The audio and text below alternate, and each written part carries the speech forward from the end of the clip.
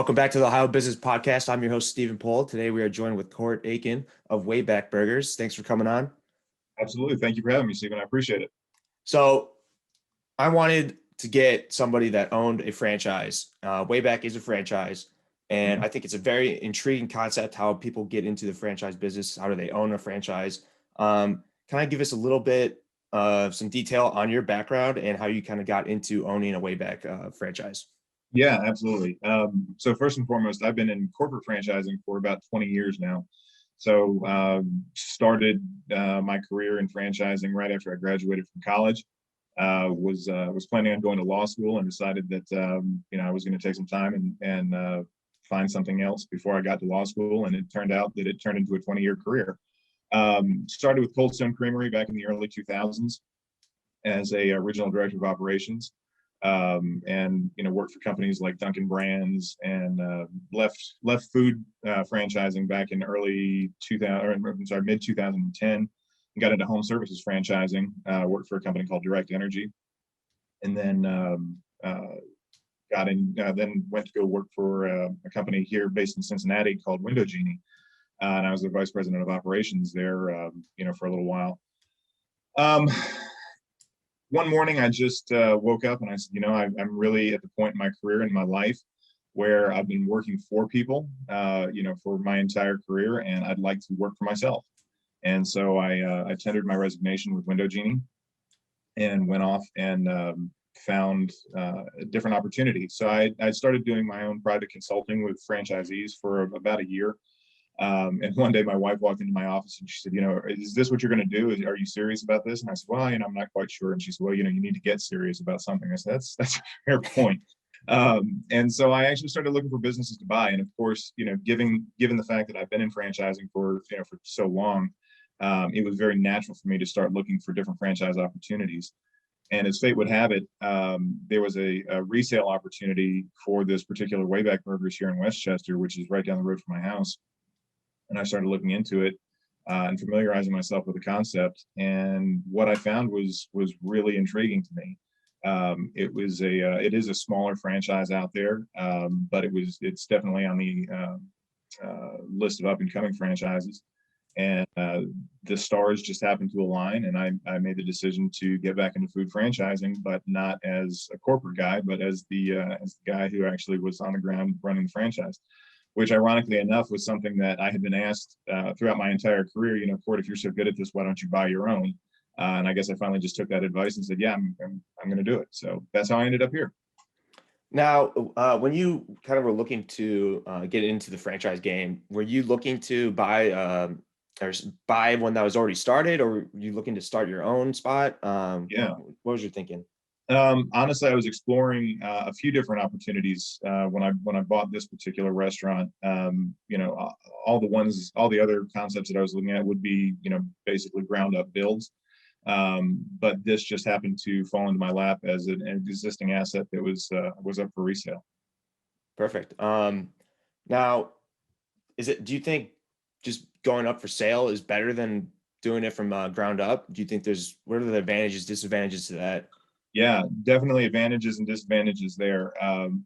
When you do a ground up build, obviously the biggest disadvantage is that you are beholden to construction delays and myriad of other issues, and also starting your business from scratch, which is a double-edged sword. It can be a great thing and can be a truly maddening thing.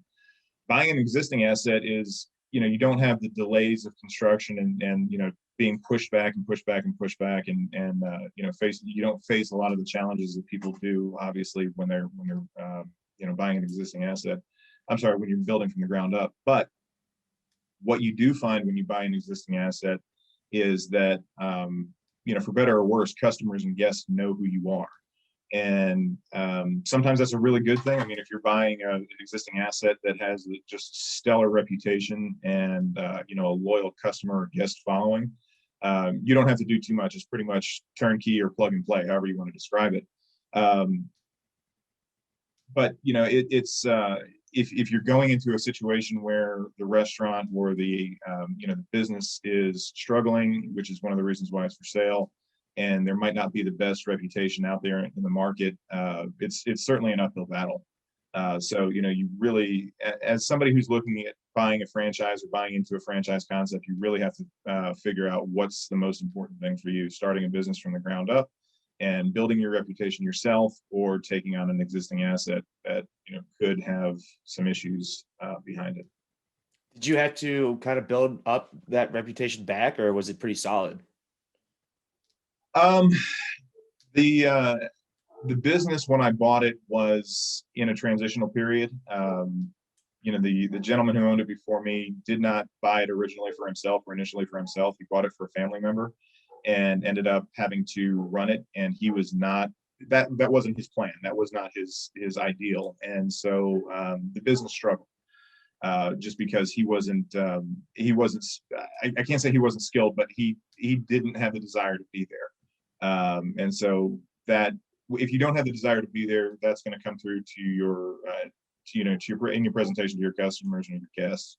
So we did have a little bit of an uphill struggle when we started, but I can safely say that if your heart is in it and you truly believe in what you're doing, it's not that big of an obstacle to overcome.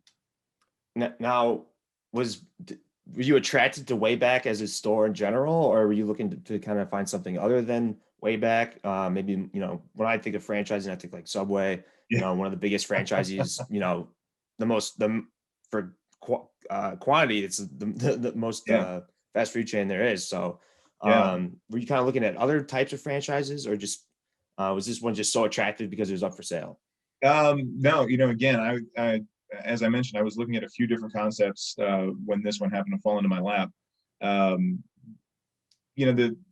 much like you, when I got into franchising 20 years ago, if you had asked me what franchising was at that point, I would have said the exact same thing that you just said. It's McDonald's, it's Burger King, it's Subway, not knowing that the vast majority of businesses out there are in some form or fashion a franchise concept, whether it's a dealership franchise or what we call a rent and name franchise, or a traditional franchise like you and I are talking about.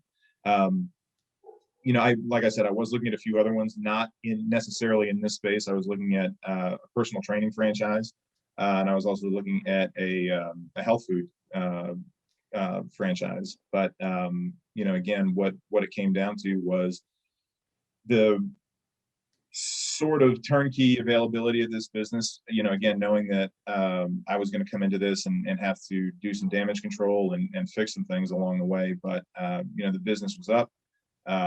Everything was in. There was a following of sorts, to this business, and to me, that was more attractive than trying to, to try to build a business or a concept that nobody had ever heard of. Because at the end of the day, the reality is that the concepts that everybody's familiar with, the franchises that everybody's familiar with, such as the ones that you just named off, the Subways and the McDonald's of the world, there is a tremendous high cost of ownership and buy into those, and it's not something that somebody such as myself can truly afford. I mean, that's really for the investor franchisee. So it's certainly changed over the years, but this was something that I knew that I was going to be putting a huge portion of my own money into, and trying to do this without taking loans. It just, like I said earlier, everything just lined up and worked out. Well, nice. Now, you were in the back office, kind of dealing and consulting with the franchise before you took Wayback on. What was kind of the biggest hurdle for you when you actually acquired the franchise? Great question. So two things smacked me in the face immediately. And the first is something that every franchisee and every small business owner can relate to and attest to, that finding the people to staff your business is difficult. Again, it was difficult for me because in one of my former roles, one of the departments that rolled up to me was customer service. And I know the difficulties that franchisees face when they don't either hire right or hire the best people, and they're just looking to fill holes. And that will come out as your business continues down the road. guests will not be happy or customers will not be happy with, the service they get, and that, it does damage the business. Um, the second thing that, the second headwind that we faced was, I bought this business in January of 2020. We reopened at the end of February of 2020. 2 weeks later, of course, COVID came crashing in and everything shut down. So, I mean, it was a bit of a struggle to get everything going. But again, the primary challenge to any business is always going to be finding the right people to run your business effectively for you. The COVID thing was just an unfortunate situation and circumstance that nobody could have foreseen. And sadly, you see a lot of businesses, both independents and franchises, not having made it through this just because it was an insurmountable obstacle for a lot of people. So, I'm happy to say that we made it through and we're on the other side of it. But you have to be prepared for the factors that you can count on, such as the employee staffing issues, which is always going to be an issue, and then for whatever peril is lurking in the shadows somewhere, such as COVID. Now, were you open for 2 weeks before COVID happened? We were, yeah. We opened our doors on February 29th, and Governor DeWine shut down indoor dining. I believe it was March 13th. So we literally had two weeks of being open and trying to get our business up and operating before, the government came in and said you can only do carry out and delivery. So you just stuck with carry out and delivery till they opened up? Yeah, absolutely. And on that, one of the things that I would say about that is that we utilize, as most, I would say 95% of the restaurants out there, we utilize third-party delivery systems like Grubhub, DoorDash, and Uber Eats, which again was amazing because it helped sustain us through COVID or through the the lockdowns. But what a lot of people don't realize is that those platforms are going to charge the restaurants and the businesses that they serve anywhere between typically 19 to 26%. We were paying 25% Wow. during COVID. So 25 cents of every dollar that was ordered on one of those platforms was flowing back out. And when you tack on, in a franchise system, you have your continuing franchise fees, or your royalties, as people call them. Your CFF. You have your marketing fees, which you're paying to your franchisor, which can be, the two of those combined can be about 9%, 9 to 10%. And then you have the other fees that always, everybody has: credit card processing fees and, rent and all the other fixed expenses.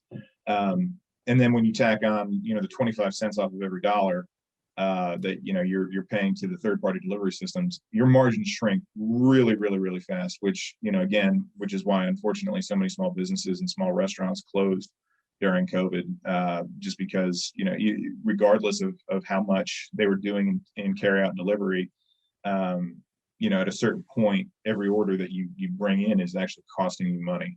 Mm-hmm. So you have to be very strategic and very careful with how you allocate your resources.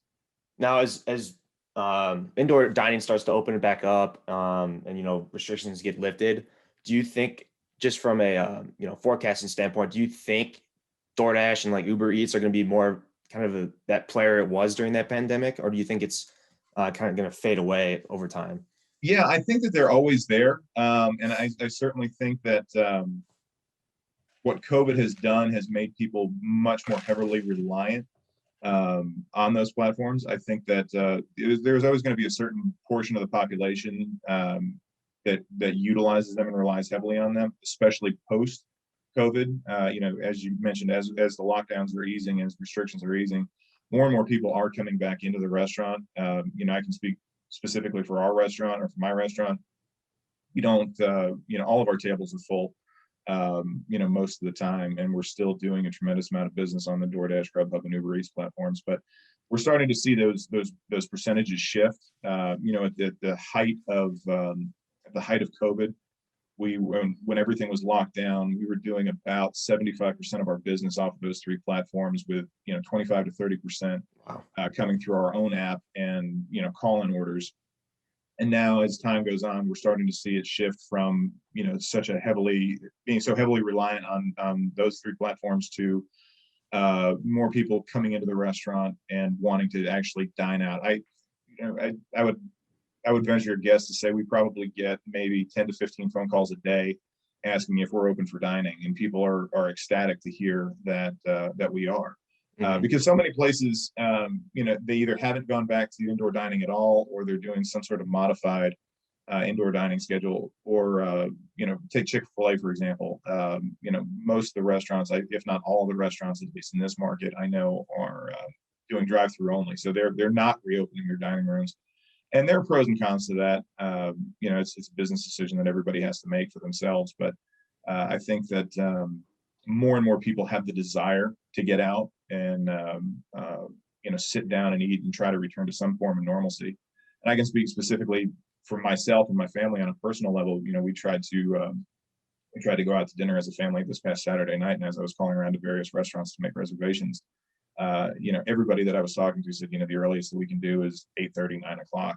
So, I mean, people are returning. And so I think you're starting to see it shift. But I think, the world that we live in now, post-COVID, you're always going to have that portion of the population that just either doesn't trust it, doesn't feel comfortable. And, you're going to see that reliance on those third-party delivery apps remain.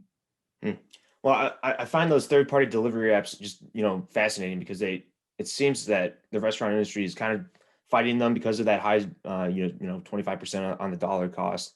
Do you view that as kind of a marketing expense, that fee? Yeah, so that's it's funny that you asked me that question, because when I bought the business, again, keeping in mind that my last foray into franchise restaurants was back in 2010, which was well before any of these third-party delivery apps really came to be. When I bought the restaurant and went to training at Wayback's headquarters in Connecticut, and we were discussing those third-party delivery apps, one of the things that was discussed was the percentage of your business that actually goes to that.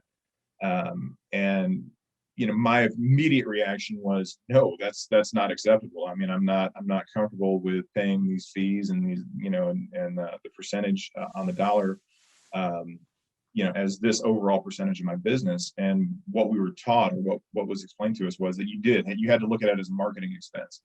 And when it broke down like that, or when I broke it down like that, it was more of an acceptable number. It still seemed really high to me to just lump into my marketing expense category on my P&Ls. But it was more palatable at that point. I could justify it a little bit more. Obviously, when we were doing 65 to 75% of our business, that's not a marketing expense anymore. I mean, that is a true cost of doing business.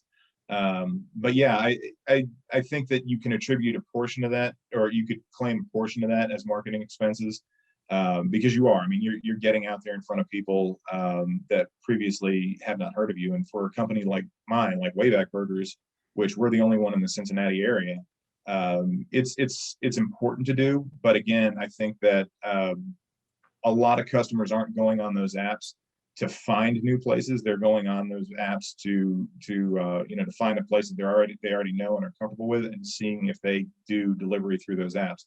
So I think you capture a small portion of new customers, through that, which that's the purpose of marketing, obviously. So it's hard for me to say that it's a marketing expense, but it certainly could be considered to that, at least a portion of it. Mm-hmm. Now, I was kind of like going through, how to buy a franchise, just to see what it was like back in the day, because I thought it was very interesting. Because you bought it from a seller, did you have to go through corporate and go through the seller as well, or was it just straight through the seller? Yeah. So first and foremost, when I just on my personal experience here with Wayback, I tried to go through the seller. He actually closed the business down and walked away from it before he and I could actually have any kind of really substantive conversation. So I did end up going through the home office to buy the asset. So yeah, I mean, I went through the normal process just as any new franchisee would. But again, there's also a misconception out there that this. Taking my personal story out of this for a second, one thing that I've been intimately involved in throughout the majority of my franchising career is resales. And so it's not as if you are a truly private um, business owner where you can sell to anybody who walks into your business and says, "Hey, I'm interested in buying this. I see you have it for sale. Let's do a deal." Franchises, specifically the franchisor, will vet any potential buyer that comes into the system, and that's obviously to protect the brand and to protect the businesses and truly to protect the other franchisees in the system. Hmm. So there's never a time where it's just business owner to business owner transfers. When you're dealing with a franchise system, it's always, hey, this is somebody who I have interested in buying my business. Then they have to be run through the qualification process of that particular franchisor to make sure that not only they're financially stable, but also they're not going to be detrimental to the brand. Hmm. Now, I'm checking out the Wayback website. We do not have one in Columbus. I'm in Columbus. Yeah. I see you guys are offering the Impossible Burger, the melt, right? Is that correct? Yep. I'm really interested, in DoorDash and Beyond Meat because they recently IPO'd. So I've been just watching them. But how is that Impossible Meat selling? Is it a hot product? Is it on the shelf? Because I look at Kroger and I always see Beyond Meat packaging just filled to the brim. No one's touching it. So I just have to ask. Yeah. This is the second time that we've offered the product. Right as I got into the system last year was when Wayback debuted the Impossible, and it was our Q2 burger, and I will tell you that it was not met with open arms by a lot of people, and candidly, I was shocked. When I was advertising the Impossible Burger on Facebook and some of the other social media platforms, the blowback that I got was severe. Really? Not from people saying you're a burger place, why are you offering this non-burger product, but from people, vegans specifically. It was wanting to know where we cooked it, if we had a separate cooking surface for it. And when the answer was no, we cook it on the same grill as our burgers. It was, well, how dare you claim to have this product? And the bottom line is the Impossible Burger is not for vegans or vegetarians. What the Impossible products are for people who love either red meat or whatever the substitute is, sausage and other things, and just want to eat less of it or need to eat less of it. The taste profile is similar, but it's to your point, it's not a big mover. But I will say this: we reintroduced it again Q2 this year. We brought it back. It's now a permanent item on our menu, and it is much more accepted and ordered this time around than it was a year ago. We're selling a heck of a lot more of them now than we did last year, and I don't know if that's just attributable to the fact that nobody really knew us, and we weren't selling the numbers that we're selling today, or that Impossible was still a relatively unknown commodity a year ago, whereas today it's more widely known and accepted. Mm-hmm. So when I think of if you own a franchise, there's all the marketing's done for you. Is that correct? No. So yeah, no. Most, if not all, franchise systems collect money out of the franchisees' accounts every week or biweekly or every month for national marketing campaigns. I have not experienced a franchise system where local store marketing wasn't the responsibility of the franchisee. So the franchisor will take money from you to do big national campaigns. Again, depending on the size of the franchise system, that's either going to be TV, radio. Now, obviously, the big push is social media. And so they pay for that out of that account. They pay for all the marketing people out of those dollars that are taken. And again, so then the local store marketing is dependent on the franchisee. Okay. I get, that makes sense because each market's different, so you got to kind of specify what you want to. Well, what now with COVID? Another thing I'm seeing, especially on social media, is how fast food chains are kind of having a difficult time finding employees because of COVID. People aren't, wanting to go back to work. Are you facing that same problem? Yeah, without a doubt, we all are, and it's not COVID anymore. The COVID layoffs are done.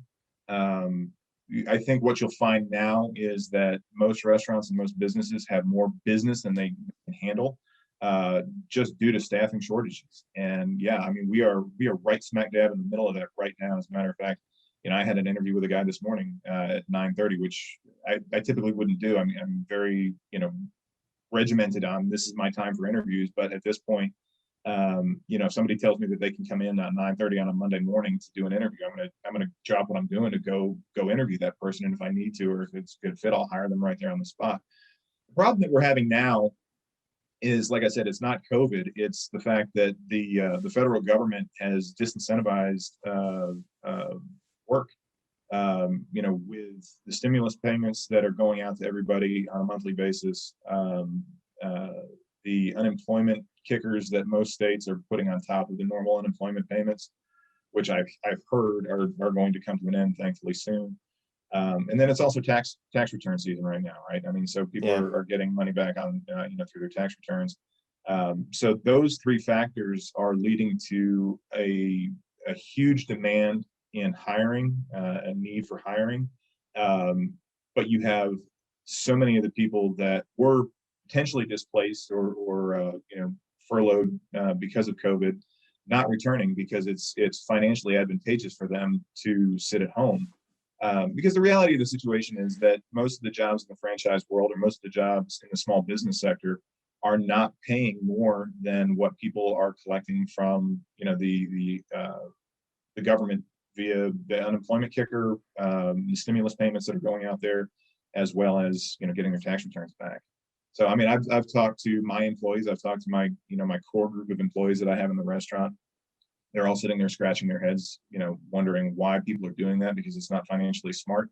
But again, people are doing it, and it's hard to blame them. I mean, as a business owner, it's extremely stressful and it's extremely frustrating, but it's very hard to blame people because when they come in, if they come in,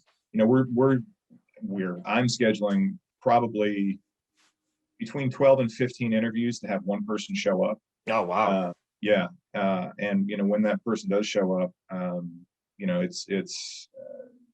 looking for a lot of money. I will say that they're looking for more money than what the job would typically pay outside of this situation that we find ourselves in.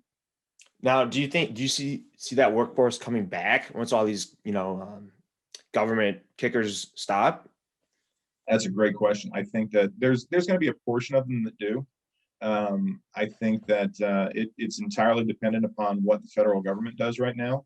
I think the states at a certain point are going to have to stop with the enhanced unemployment benefits, as they're called, and reduce them back down to normal ground level amounts. The stratospheric amounts that people are getting paid right now, I understood why they were for the time. We'll say from mid or early 2020 through the end of 2020, but we're on the other side of it now. Mm-hmm. So those have to come down, for a myriad of reasons, but primarily that people need to return to work, and the government has to stop incentivizing people to stay home. But also, the government can't afford to continue these payments. At a certain point, it's just not financially advantageous for them anymore.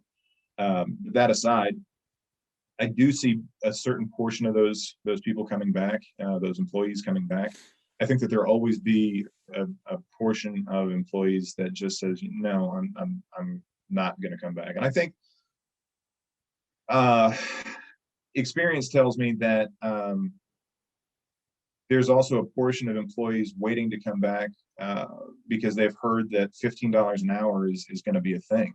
So, whereas you might have had somebody who was willing to take a job for $10.50 an hour or $12 an hour, which in the past would have been huge, given the fact that minimum wage is, I think, $8.35, which I don't know of anybody paying minimum wage, to be perfectly candid with you.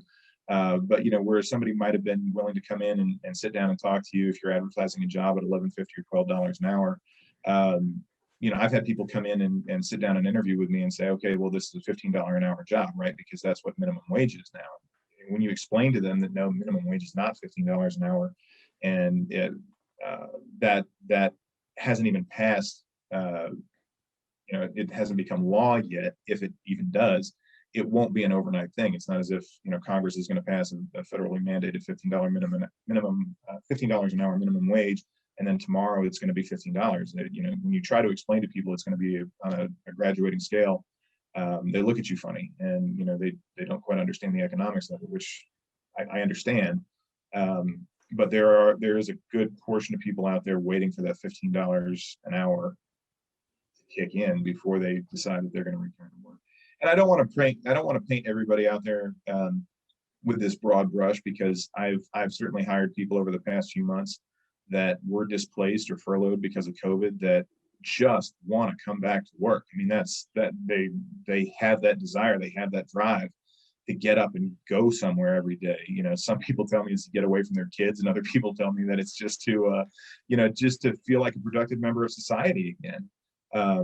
But yeah, there are those who have that drive and desire, and then there are those who don't. So Interesting.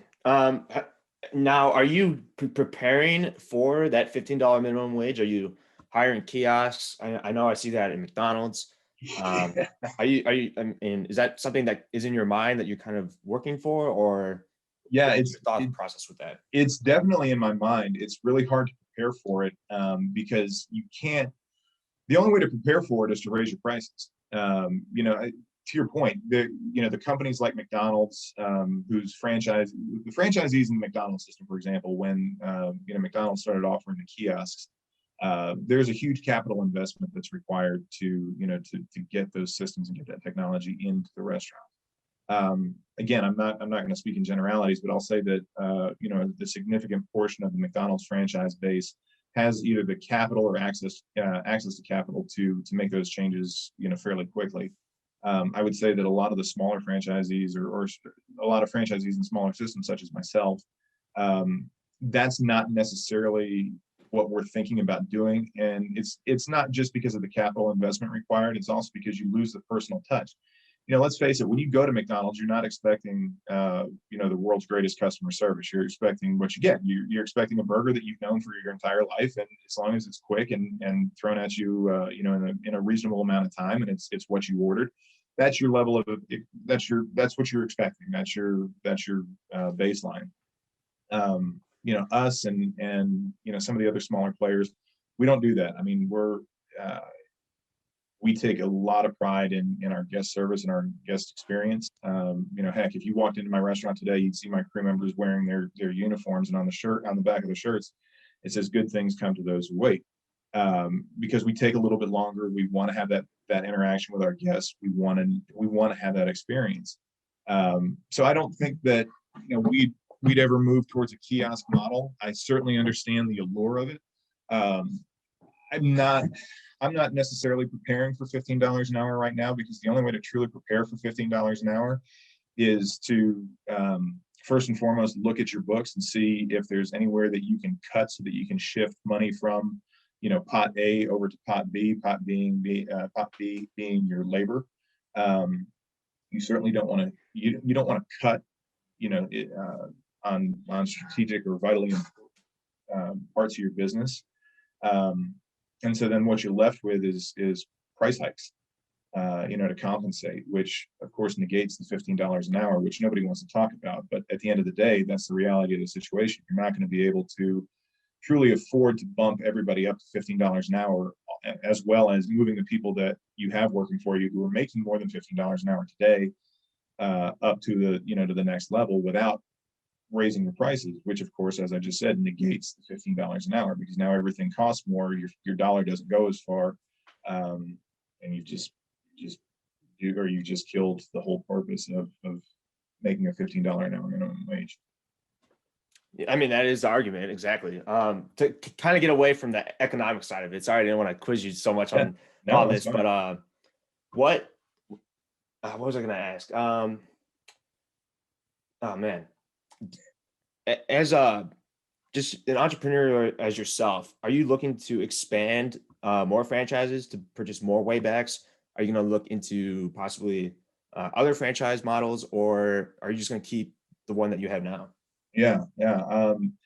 So when I did my business plan, when I was looking at this, which I encourage anybody who's looking at any business, I don't care if it's an independent or a franchise. I mean, furthermore, if you go through a bank, you're going to be required to do this. I mean, you have to set up your business plan, and you have to figure out at that point what your goal is. My goal was never to have one restaurant and be done with it. Like I said, I've been doing this for 20 years, and I know that you're never going to make you're never going to make the money that you think you would off of one business necessarily. The model always comes from having multiple businesses. So that was certainly my goal. I at the end of year one, I wanted to be talking about my second restaurant. But right now, there are a couple of factors that are preventing me from doing that. Primarily, I don't know. I'm waiting to see what the future holds as far as restrictions. For example, right now we're not here in Ohio. We're not limited necessarily by percentage of capacity. We have to be limited by the 6 foot distance rule, 6 feet distance rule. So,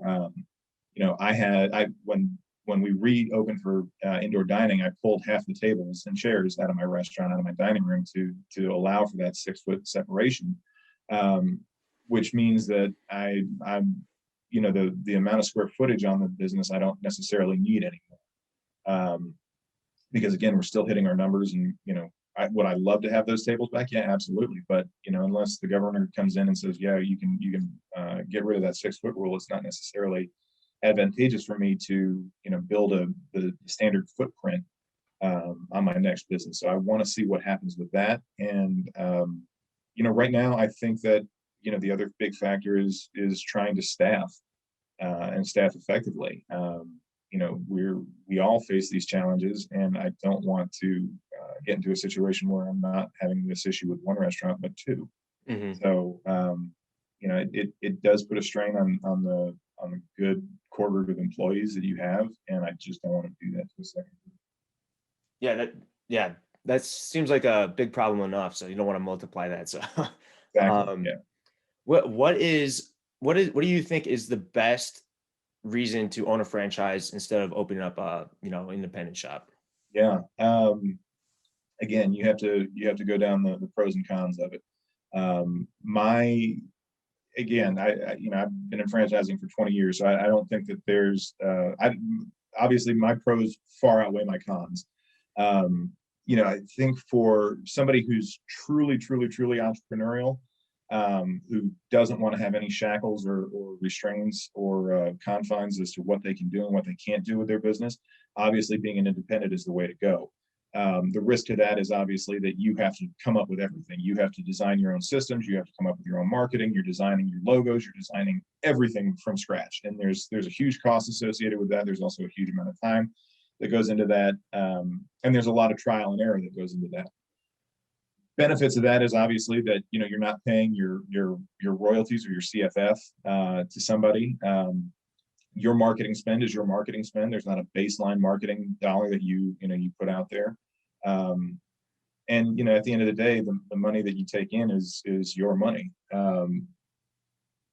My opinion is that going into a franchise system is a much better solution or option for a lot of people, especially those people such as myself who have been, and forget the fact that I was in corporate franchising for 20 years. Just say that I was in corporate for 20 years, and I came out of that, and I wanted to get into something that allowed me to be my own boss and have my own business, but I didn't necessarily have the time or the desire to start from the ground up. And I wanted to go into a system that was exactly that, a system that I could read an operations manual and see how to do run the business, at least from a really basic level.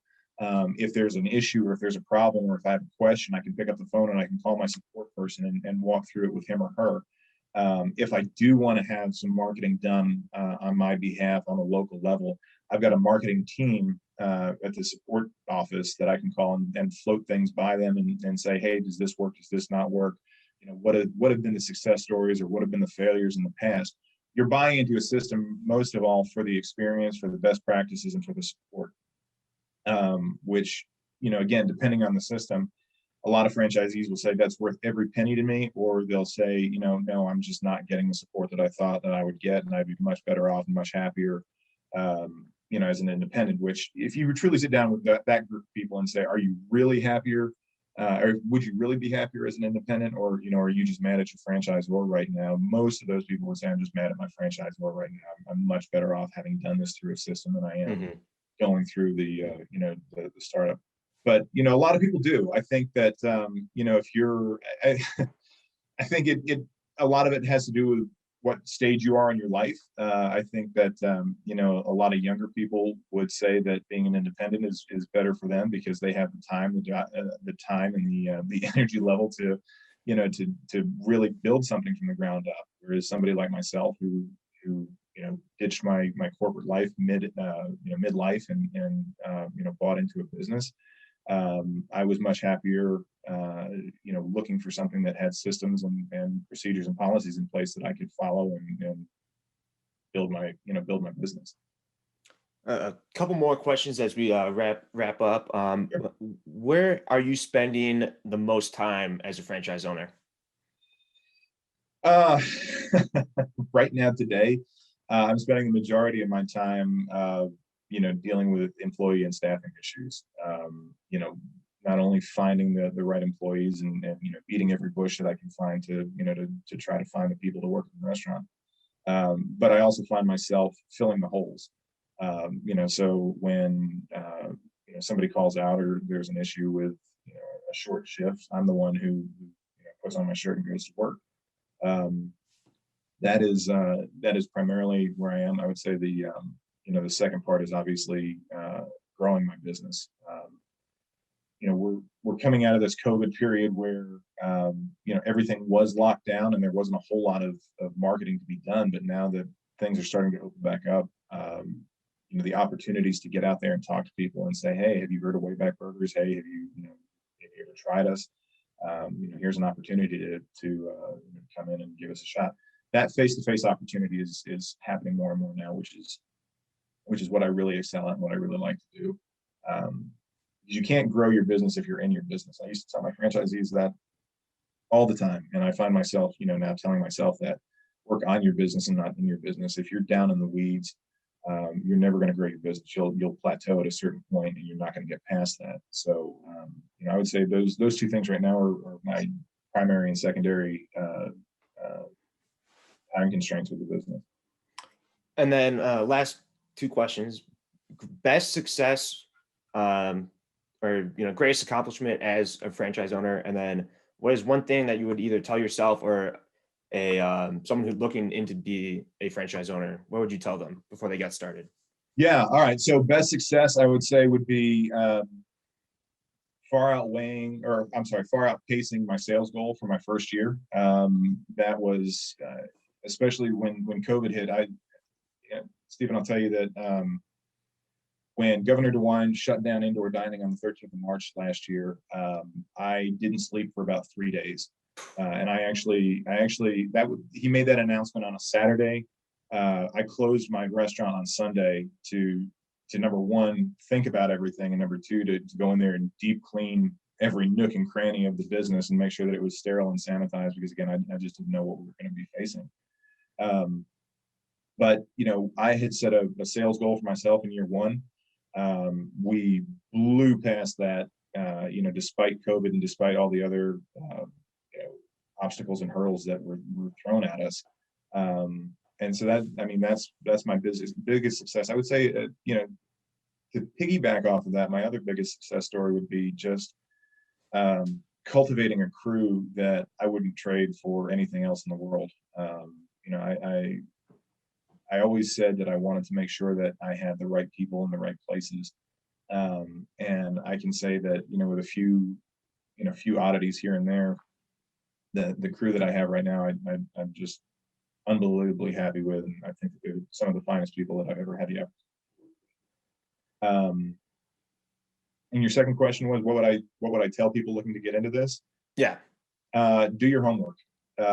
Really, really, really, truly do your homework. And the one thing that I've told franchisees throughout my entire career, as they're coming and sitting down and talk with me about buying into the business, is understand this: it is your business, and what that means is exactly what I said before. I'm the guy that gets to go in and work when somebody calls out for the most part.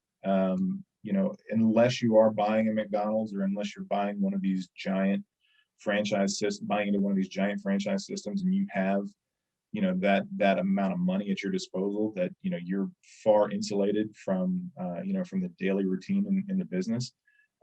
Be prepared. Be prepared for a lot of long days, a lot of sleepless nights, and know what you're getting yourself into.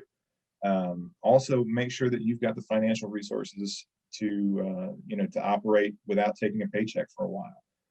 If this is something that you think that you're getting into to replace your income that you made in your previous job, the cold hard reality is that's not the case. And this is just like any other business, that you're going to have to work and get everything set up. And it comes down to you. A lot of times people think that buying into a franchise means that they just get to drop a check down and walk away and wait for the residual income to come flowing in. And that's just not how it works. So I would tell people, do your homework, make sure that you're buying into the right system, and understand that it has just as many responsibilities as opening up your own independent business. And at the end of the day, it is yours. It's not the franchisor's, it is yours. And when you sign your name on that commitment, on that franchise agreement, you are married to that franchisor for the next 10 to 20 years. So buckle up, get comfortable, and really be comfortable with what you're signing. Well, Court Aiken, Wayback Burger, how can people find your store, and how can people get in touch with you? Absolutely. So we are located in Westchester. We're in Voice of America. You can stop by and see us at 7690 Voice of America Center Drive, or you can give us a call at 513-847-1661. But if this is something that's interesting to you, seek out another Wayback. This might be a little bit closer to you. You can always find your closest location by going to waybackburgers.com. Check out our menu and check us out while you're there. Court, thank you for coming on. You dropped a lot of great insight. Seriously, thank you for coming on. Absolutely. Thank you, sir. Appreciate it.